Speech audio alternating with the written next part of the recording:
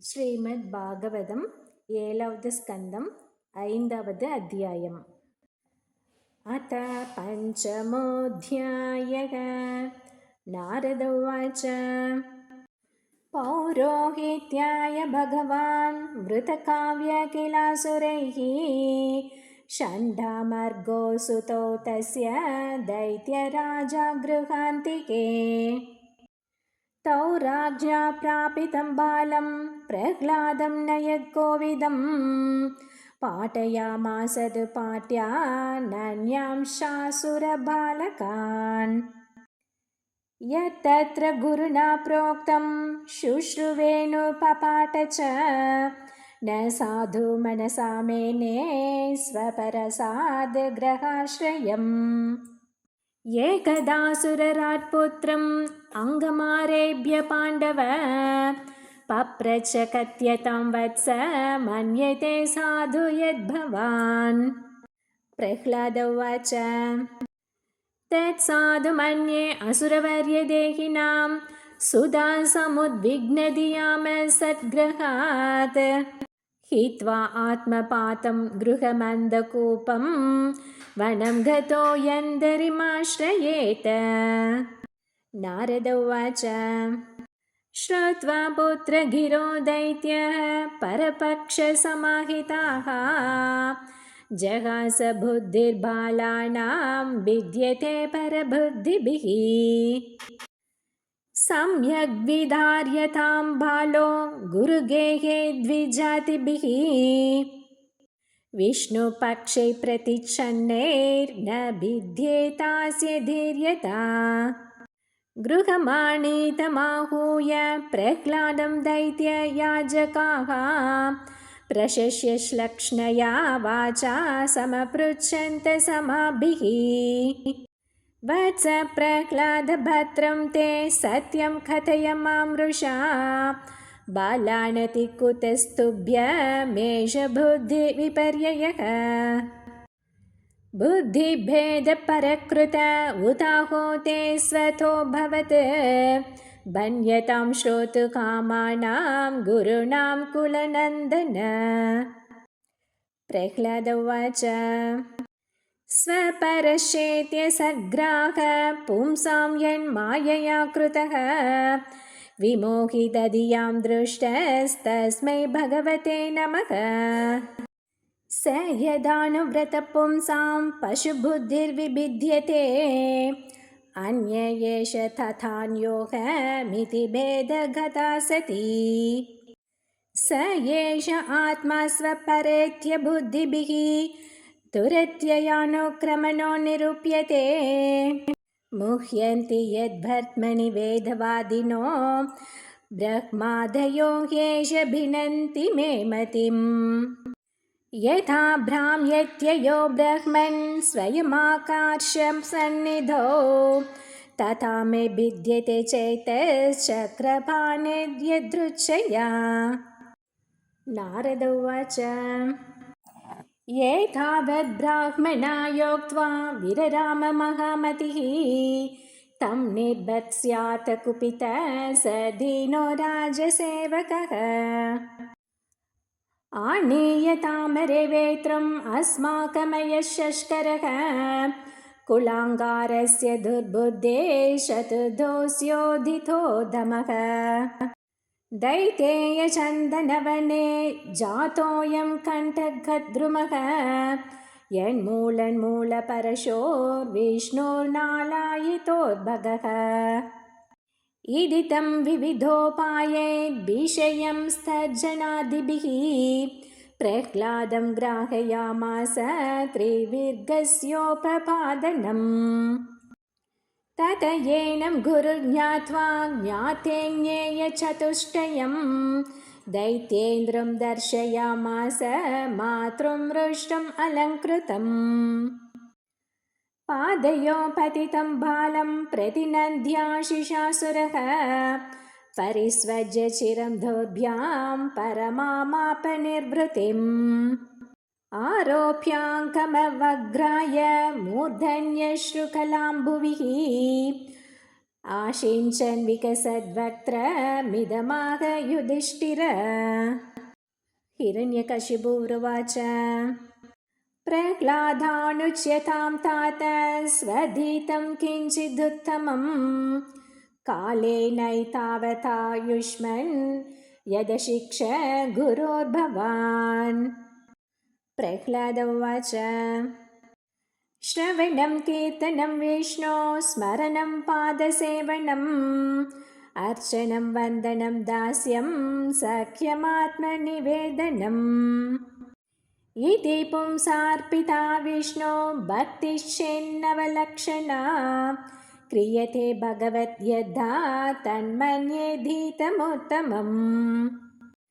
निशम्यैतत्सुदवचो हिरण्यकशिपुस्तदा गुरुपुत्रमुवाचेदं रुषा प्रस्फुरितादरः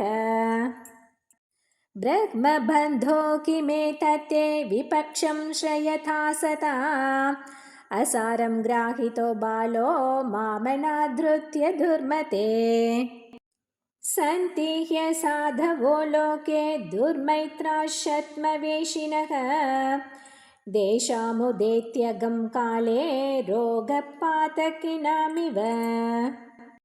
गुरुपुत्र उवाच न मत्प्रणीतं न परप्रणीतं सुदो वदत्येष दवेन्द्रशत्रो नैसर्गिकीयं मदिरस्य राजन् नियच्छ मन्युं गदता स्म मानः।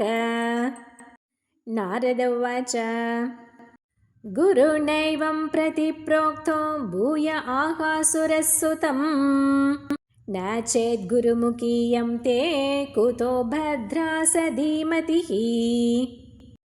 प्रह्लाद उवाच मतिर्न कृष्णे परदस्वेतो वा मिथो बिबध्येत गृहव्रतानाम् अदान्तगोभिर्विशतां तमिष्ट्रं पुनः पुनः शर्वित सर्वनानाम् न ते विदुस्वार्धगतिं हि विष्णुं दुराशया ये बहिरर्थमानिनः अन्धा यथान्धैरुपनीयमाना वाचि सतन्त्या मृदां निबद्धाः नैषामधिस्तावदुग्रमाङ्घ्रिं स्पृशद्यनर्था भगमो यदर्थः महीयसां पादारजोऽभिषेकं निष्किञ्चननानां न वृणीत यावत्।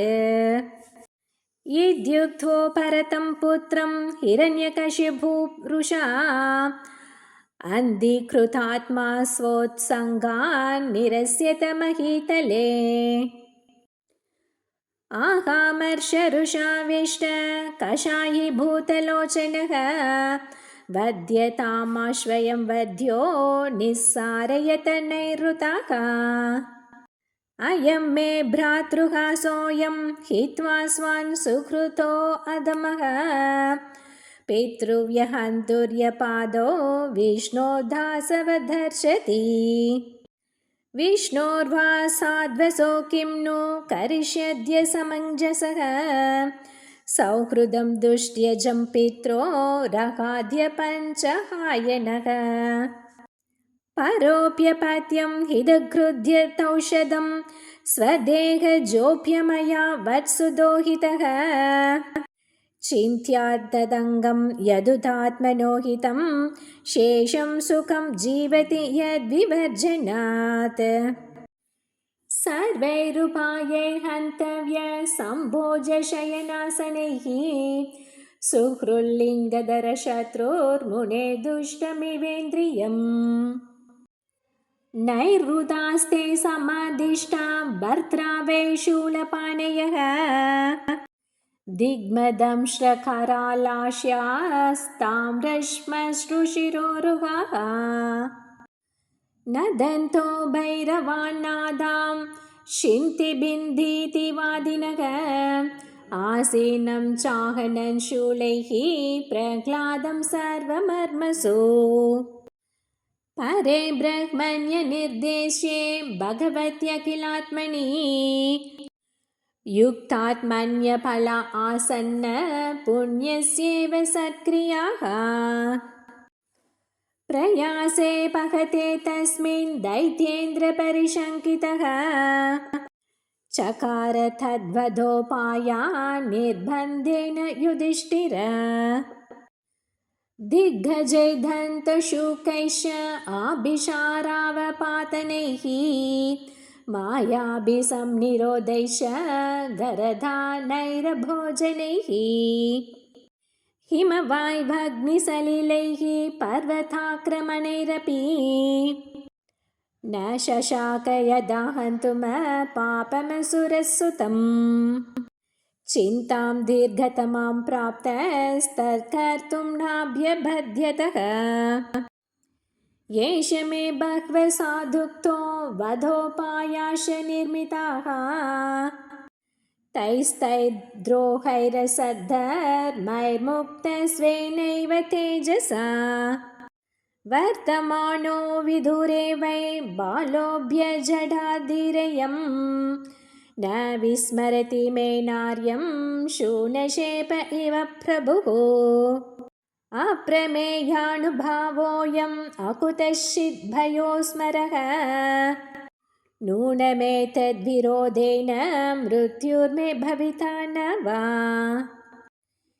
इति तं चिन्तया किञ्चन म्लानश्रियम् अधोमुखम् षण्डामर्कावो शनसो विविक्त इति घोषतुः जितं त्वैकेन जगत्त्रयं भ्रुवोर्विजृम्भणत्रस्तसमस्तधिष्ण्यभम् न तस्य चिन्त्यं तव नाथ शक्ष्महे न वै शिशूनां गुणदोषयोपदम् इमं तु पाशे वर्णस्य बद्ध्वा निदेहि भीतो न पलायते यथा बुद्धिश्च पुंसो वयसा आर्यसेवया यावद्गुरुर्भार्गव आगमिष्यति तदेति गुरुपुत्रोक्तमनुज्ञाये तम् अब्रवीतो धर्मा हि यस्योपदेष्ट्वया राज्ञां ये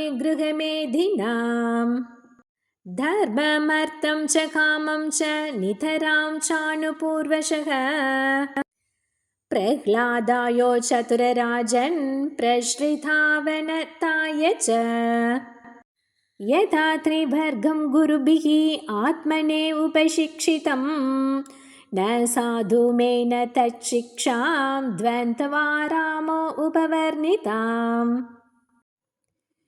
यदा आचार्यपरावृतो गृहमेधीयकर्मसु वयस्यैर्बालकैस्तत्र सोपहूतकृतक्षणैः अथ थाङ्क्ष्लक्ष्णया वाचा प्रत्याहूय महाबुधः उवाच विद्वांस्तन्निष्ठां कृपया प्रहसन्निव ते तु तद्गौरवात् सर्वे त्यक्तक्रीडापरिच्छदाः बालान् दूषितधियो द्वन्द्वारामेरिते हितैः पर्युपासत राजेन्द्र तन्यस्तहृदये क्षणाः तानाह कर्णो मैत्रो महाभागवतोऽसुरः